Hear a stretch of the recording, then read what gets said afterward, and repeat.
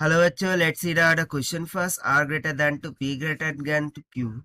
The number of different selections of P plus Q things taking at a time where P things are identical and Q other things are identical. So यहाँ पर देखिए एक relation दे रखा है कि R greater होगा P से, P ग्रेटर है Q से. तो हमें बताना है the number of different selection जो कि हम कर सकते हैं for P plus Q things के लिए एट अ टाइम. ठीक है ना, एट अ सिंगल टाइम ऐसा कर सकते हैं.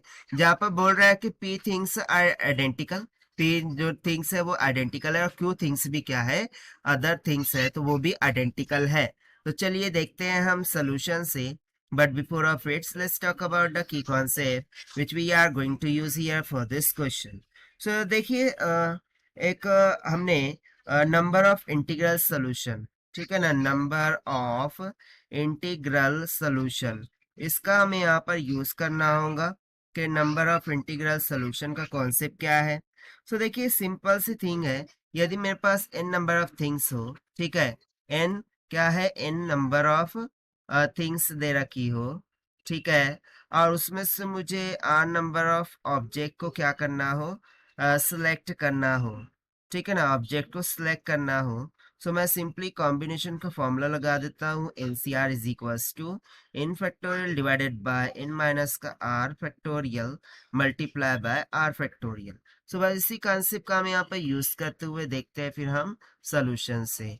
सो यहाँ पर हम थोड़ा सा क्लियरली आपके लिए राइट डाउन कर देते हैं, ठीक है. सो देखिए फिर हम देखते हैं सोल्यूशन से.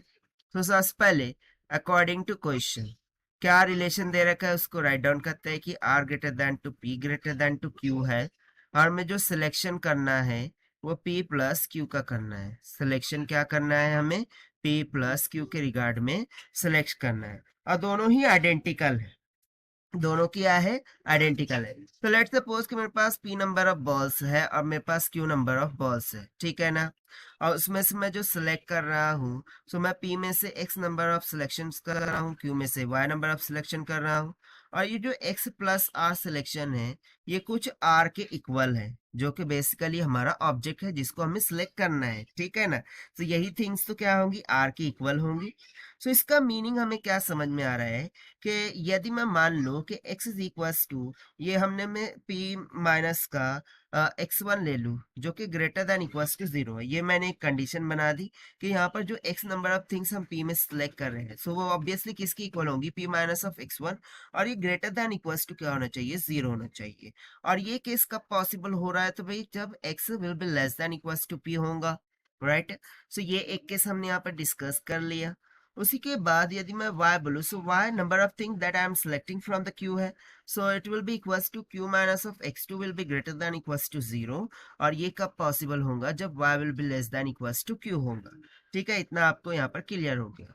अब अकॉर्डिंग टू क्वेश्चन हम बोलेंगे कि भाई p प्लस क्यू माइनस का r ये इक्वल होना चाहिए किसके, x1 प्लस ऑफ x2 के इक्वल. सो सिंपली यहाँ से हम बोल सकते हैं कि जो नंबर ऑफ इंटीग्रल सोल्यूशन हो जाएंगे वो यहाँ से कितने हो जाएंगे, नंबर ऑफ इंटीग्रल सोल्यूशन.